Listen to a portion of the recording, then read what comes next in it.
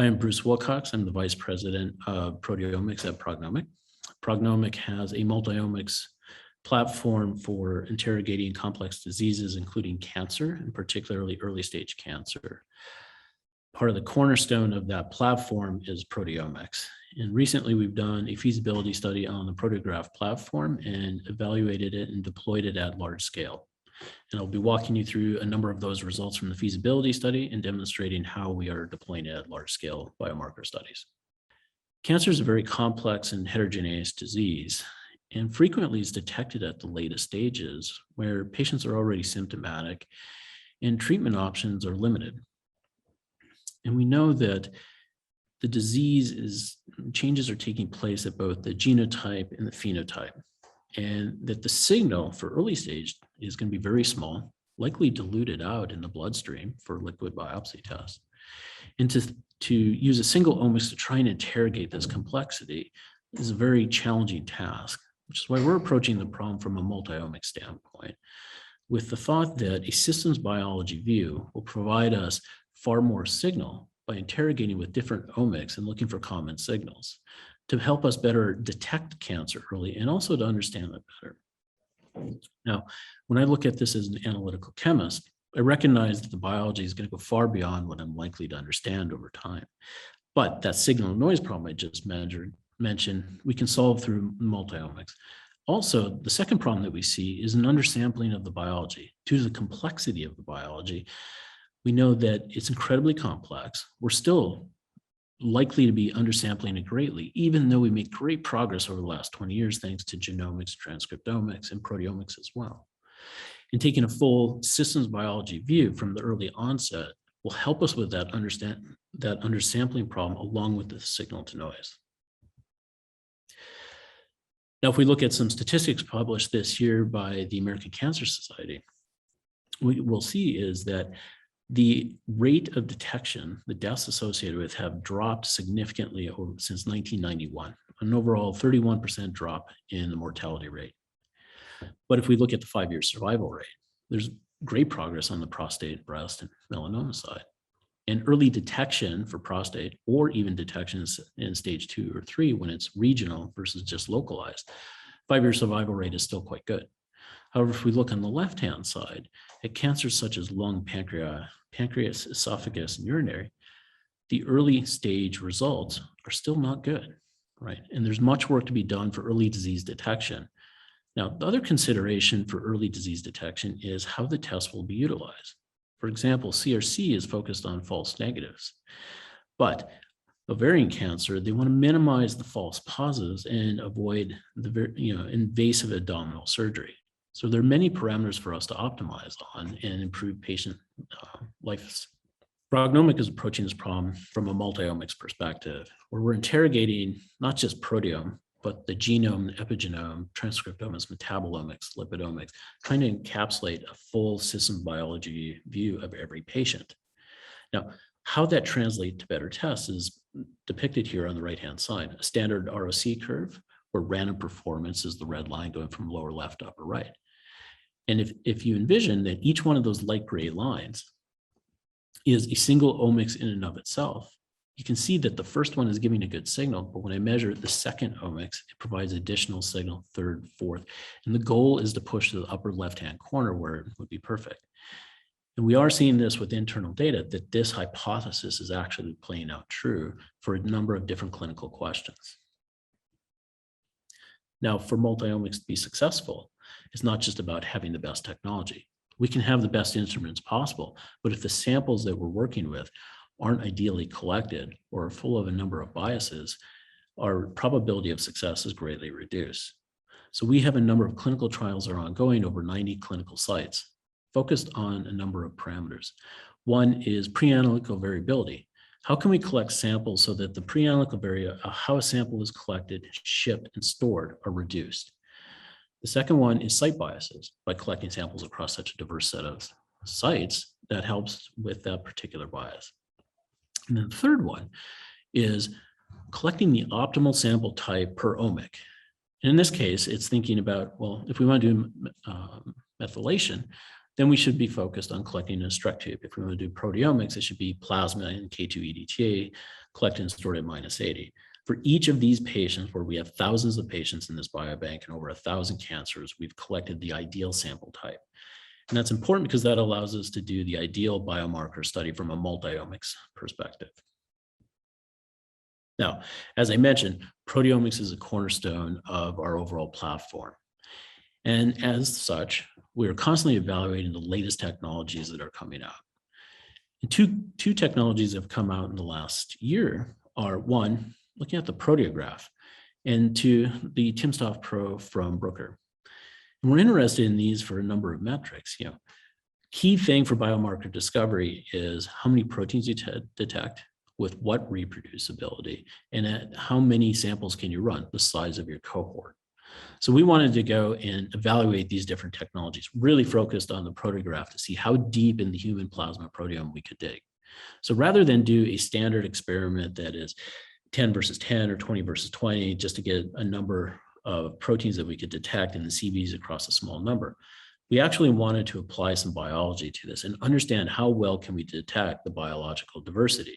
So we took a subset from that overall cohort of thousands of samples that's tied to a clinical question that we're interested in. And the goal wasn't to build a classifier, but it was to evaluate how do these technologies, particularly Proteograph, really interrogate that biology.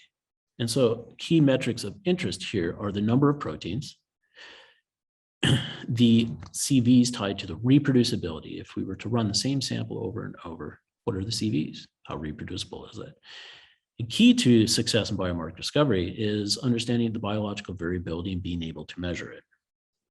To go after that, we selected 212 patients that are cancer versus non-cancer.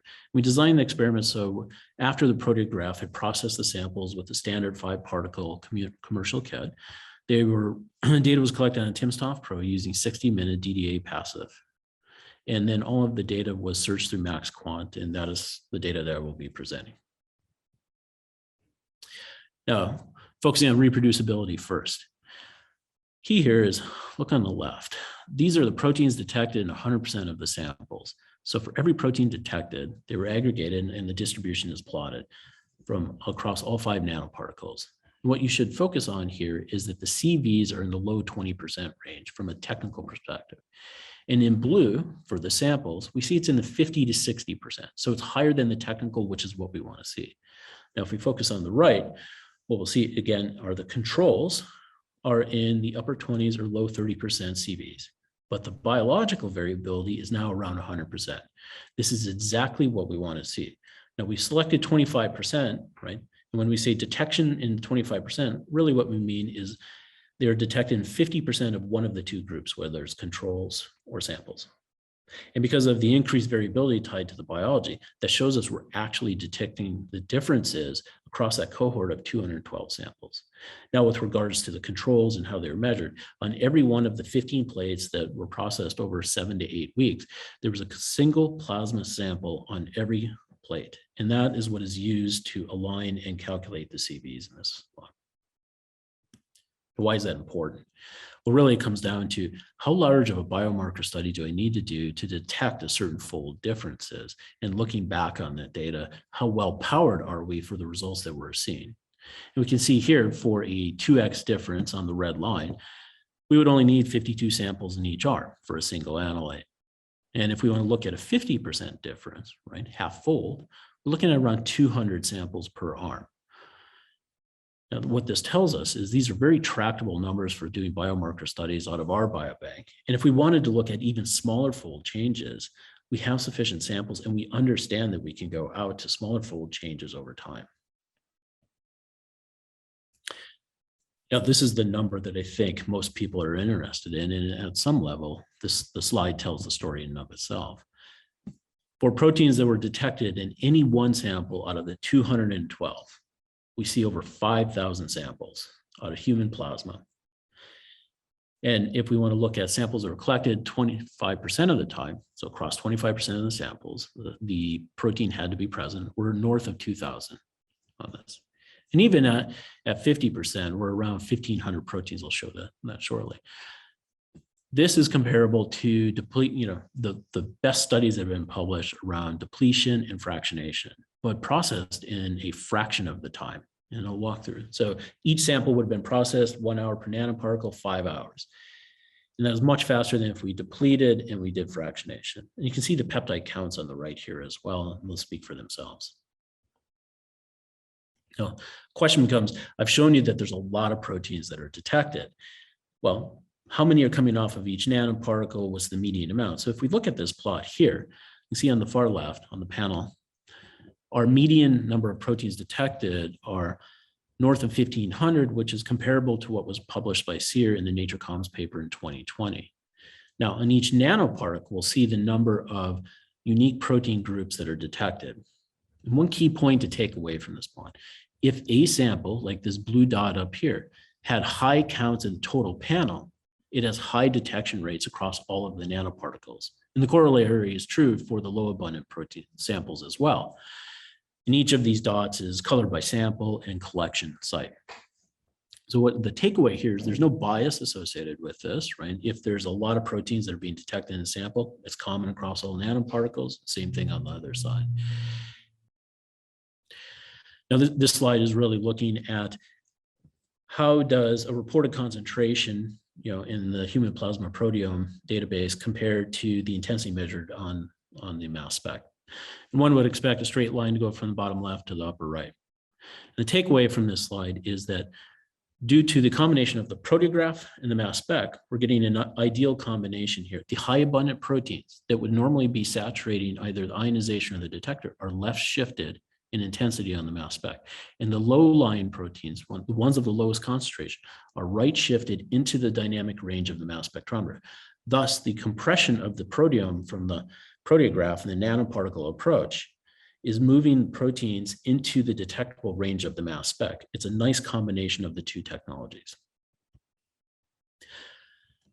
So I've spoken about detecting a lot of proteins and how many we detect on average across all the nanoparticles. The next question is, well, we're detecting a lot of proteins. Are they of relevance?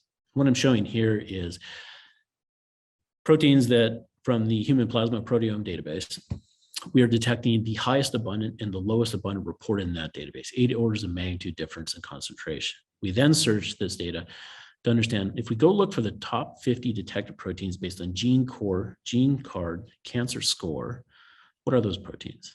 And you can see here, we're detecting canonical ones like KRAS, VEGF-C, along with SERPINA. These are proteins that are going to be seen frequently in cancer. But all of these other dots on this waterfall plot are those proteins not yet associated with cancer. So it's an opportunity to detect both knowns and unknowns in an unbiased fashion. This really, so now your input values to classifier build to separate the two classes is increased greatly, not just what is known in the literature, but new unique signals that can be combined with the known ones. So the feasibility study I just described really demonstrated we detect a lot of proteins, right? North of 5,000 out of 212 samples. We're detecting biological variability, which means we also know that we can build classifiers from that. There's the opportunity to detect the biological signal that translates to a clinical test. And the analytical variability is quite low, but we believe we can improve on that even further. And the proteins that are detected are not just a large number, but are directly tied to cancer. So given that and understanding that this shows a lot of promise, we move forward with deploying the technology at scale, where going from feasibility to scale, we need to think about how to process large cohorts in a high throughput fashion, how to handle that data. And then that also focuses on reproducibility and robustness, which really comes down to not the proteograph, but the LC-MS method and the quality control that goes into place. So I'd like to show you some of that data. Now coming back to the proteograph. Proteograph, you're going to input your samples, your plasma samples, and then the output are digested peptides that need to be quantitated. So what I've taken here is the last 30 standard curves off of Proteograph runs and overlaid all of the curves with no additional fitting and calculated the CBs for each of the standards in the standard curve. And what you'll see here is the CBs on those standards are typically less than 5%. And from my background of running a clinical lab and deploying ELISAs, these are very difficult numbers to hit even in a clinical lab. And we're talking about a tool for discovery. It shows that my CBs from a quantitative standpoint coming off of the Proteograph before the LC-MS are about as low as I could ever expect. And on the right are the Levy-Jennings plots for 3 of the standards to show what the deviation is from run to run. On this, where the solid lines up and at the top and the bottom are 2 standard deviation. The one in the middle is for the average. So I just showed you that we have an assay for good quantitation, right, of what is recovered off of the Proteograph. Now, what I'm showing here is the variability tied to the recovery of peptides off of the Proteograph for the same sample that was run 94 times. This was really to detect how reproducible is the Proteograph from the same sample on the back end, and can we quantitate it really well? And what you'll see is, again, the CVs are below 5%, with the exception of nanoparticle 5, which is a bit higher, around 12%, still more than acceptable for what we're trying to accomplish here. But as you will recall, I showed a slide where nanoparticle 5 was detecting far more proteins than the other nanoparticles. So there's a balance here. And you can see on the Levy-Jennings charts on the right that, again, there's a little bit of variability within a day, but the numbers are quite tight. And for nanoparticle 2, there were two outliers that were excluded because they exceeded 3 standard deviations. But again, it's 92 out of 94 measures that are included. So I just showed you the reproducibility and quantitative capabilities of the Proteograph. Clearly, it is ready to run at scale, and what I'm showing is our results while running at scale. The next thing that we had to tackle was, how do we configure an LC-MS method that is robust and reproducible? So the first step on that was, let's go test an EvoSep system, and how robust is it across 2,000 injections of 300 nanogram of digested plasma, neat plasma in this case, not from the Proteograph. And those are the results that are plotted here. We spiked in the biogenosis IRT peptides, and those were extracted and are plotted on this figure. You will see that the reproducibility is quite high over time, but there is a bit of a dropout here where we had an instrument failure due to user operation early on in this experiment. But we continue to collect data because we recognize capturing when those events happen is equally valuable. If you look on the right, this is looking at the peptide CVs in this experiment as an intraday measurement, and they're quite low at 13%. This is 60 samples a day. So it's 13% for the IRT peptides across all 16 samples. And we're seeing similar results whether it's day 1 or at the end of the experiment. So that demonstrates robustness. What about the analytical figures of merit from a chromatography standpoint? What I'm demonstrating here is I want to know, how does the full width half max of this system change over time? Are the peaks starting to broaden? So it's robust, but are my measurements equivalent over time? And what you see here is the full width half max of these peaks span anywhere from 3 to 7 seconds, quite narrow. But it is the deviation that we see is also very narrow. Our change in peak width is often less than 1 second. So the shape of the peak and the peak height is staying very consistent. This speaks to good quantitation going forward. On the right is looking at either 1,000 injections or over 1,800 injections. How has the retention time changed over time? And this is looking at percent relative standard deviation in that retention time. So if it was minute 2 or 18, it's normalized against this. But even if it's minute 18, we're only talking about a few seconds change in retention time. Software algorithms, whether it's MaxQuant or Diane, can more than easily align these peaks with this tight chromatography. Now the question is, how does that look when deployed at scale?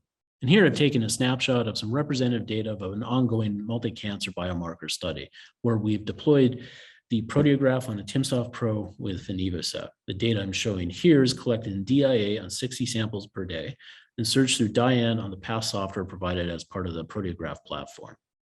And you can see that across the nanoparticles, the number of proteins that are being detected for this particular cohort, which is different than the feasibility study, are quite high. We're hovering around 2,000 protein groups per nanoparticle in this instance, and consistent between the days. And we'd expect to see some variability due to the biological variety of samples on each plate. They are fully randomized with the same number of controls and cases on each plate, but each patient might be at a different stage in the disease. Across these 3 plates, right, we are seeing more than 3,100 protein groups across all 5 nanoparticles, with peptide CVs down in the single-digit range on an intraday basis. So it really demonstrates that the combination of the latest technologies that have come out can scale and provide very deep proteome coverage at high reproducibility and high throughput. So in conclusion, What I've shown is feasibility data from 212 subjects that gave us the confidence to deploy the Proteograph technology along with the timsTOF Pro to high throughput applications and for biomarker discovery on a multi-cancer study covering thousands of patient samples. And it's because of the number of proteins detected, greater than 5,000 on 200 subjects, the depth of coverage, more than 8 orders of magnitude in concentration, along with very, very good CVs on the controls over 15 plates in multiple weeks. And as I've shown, when we deployed that at scale, we have excellent reproducibility on the quantitative capabilities, along with the recovery off the Proteograph in the 5% range, as an example. That combined with the latest advances in the chromatography that is proving to be very robust and reproducible, along with applying DIA on the Bruker timsTOF Pro 2, we are now detecting protein groups in the average of around 2,000 on every sample for these studies. And with that, I'd like to acknowledge the help from John Bloom and for Seer for their continued support in deploying these technologies at scale. And with that, I'd like to thank Seer for the opportunity to present this data at HUPO Reconnect 2021.